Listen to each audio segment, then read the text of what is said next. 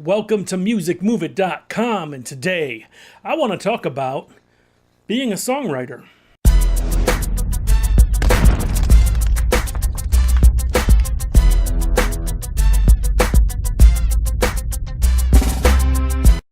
So, songwriting, it's a huge moneymaker, and I wanted to discuss some things about it because a lot of people don't realize that's another route you can go in your music career.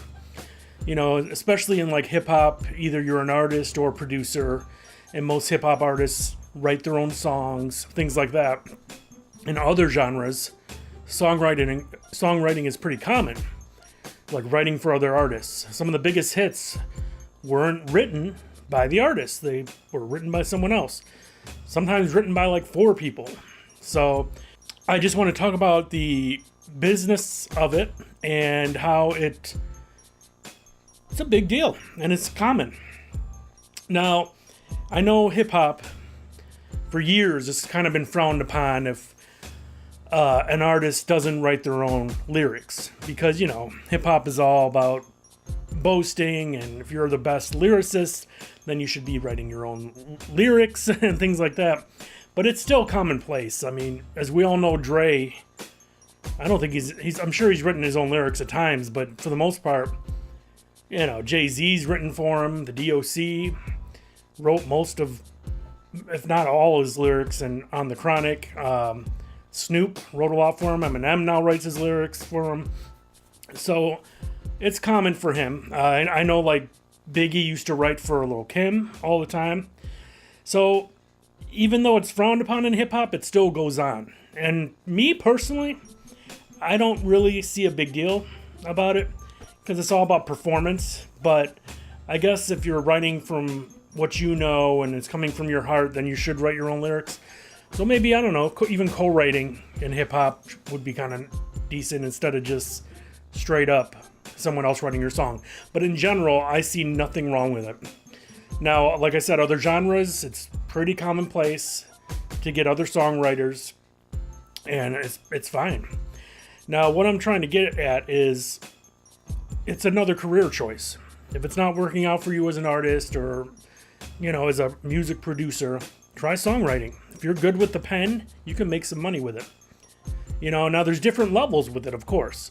Now, if you're pretty local, not super known, maybe you're known in your state or whatever, you can go around to some of your local acts, you know, and write songs. Tell them that I wrote a song for you. I want you to hear it. If they like it, you can charge them a fee to buy it. Or you can charge a fee to buy it and then ask for some of the publishing. So, you know, just make sure you go to bands that are with it. Go to bands and artists that actually are associated with a publishing company, as far as like ASCAP and BMI and CSAC and all that good stuff. Go to those type of people because they know they're up on their business more, and then you can get some of the publishing as well as a fee. This is lower level stuff. If you just want to start with people who are, you know, super local artists that barely do anything, you could sell songs to them if you want, but they probably don't even have publishing going on or anything. So you should start where you're going to go to decent acts who are known maybe regionally, who are known, maybe they're independent, but they're still known. They travel and perform a lot. People like them. Now, of course, the big step up would be if you did it for a major label artist, because then a whole new thing comes about. For one, you can get your publishing fees, which is radio play.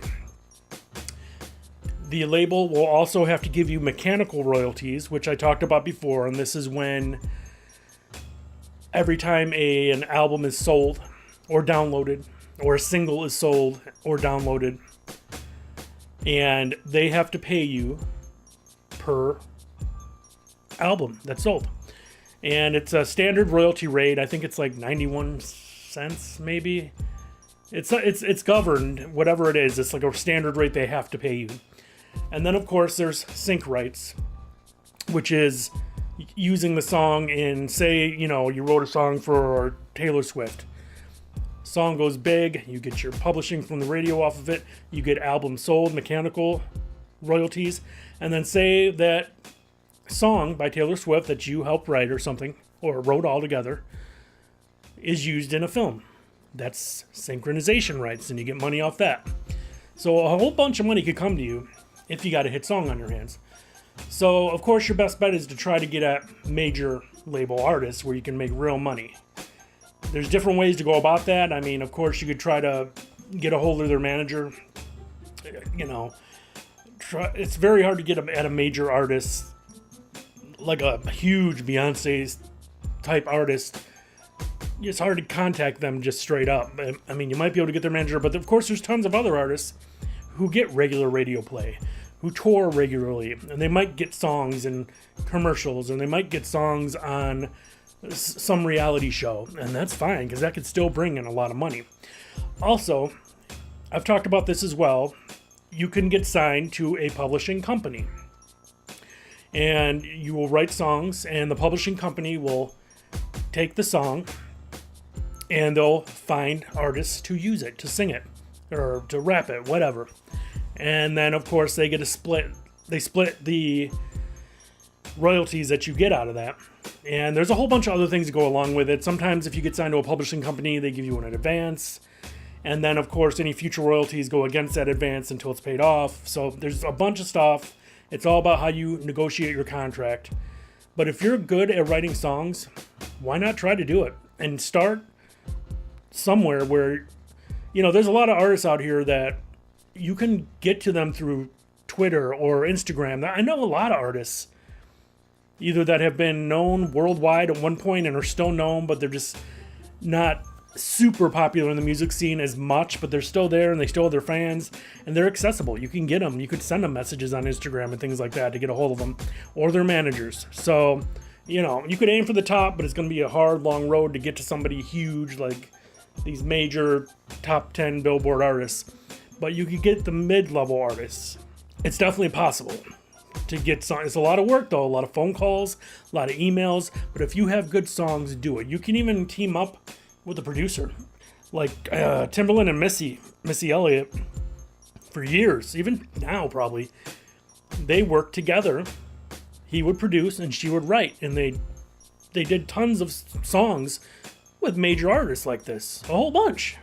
There's so many songs that they wrote and produced together and made a killing for them. So it's just another thing to think about. You see so many producers out here trying to sell tracks.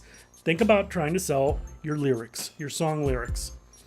And the more you do it, the more you'll get into it. You'll learn more. Then you'll start thinking, okay, you'll learn to write an R&B song better, like how they construct them, basically. Like, all right, the first verse, then the chorus, first verse, then there's a bridge, as they call it, then the chorus again. Like, you'll learn how to write these songs. You could look it up on how to construct and how, there's no major rule to it, but there are certain ways that a lot of songwriters do it.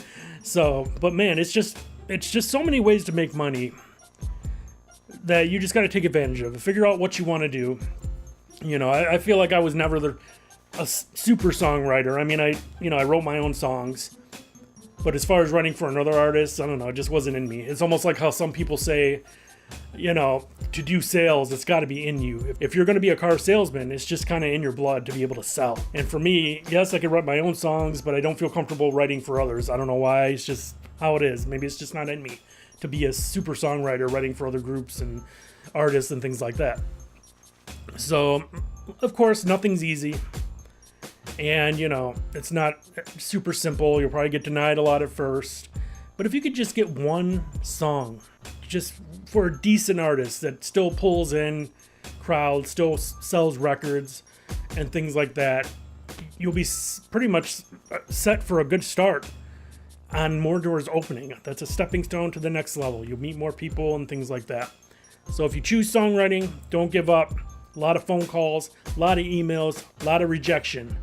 But if you keep up with it, eventually someone will say yes. So believe in yourself. If you feel like you got good songwriting skills, take advantage. Please do it. Make some money in music. It's a business. Do it.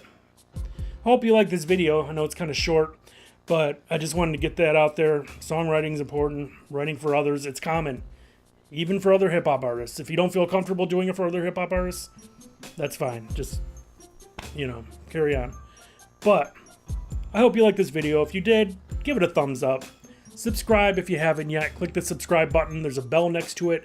And if you click that, YouTube notifies you whenever a new video is put out. I have tons of older videos on great subjects where you can learn more and get just different ideas on how to promote your own music career. Now don't forget, get your music uploaded to www.jamzmusic.com. Jamz music.com. It's another great stepping stone to hopefully gain more potential fans. They've been around for years. I think over 10 years now they've been out there, and they've helped thousands of artists get out there. Just visit that site. It's for every music genre, and they'll take care of you. They do blog mentions, interviews, they do all that stuff. Just go check them out, see what they offer. Now please leave a comment.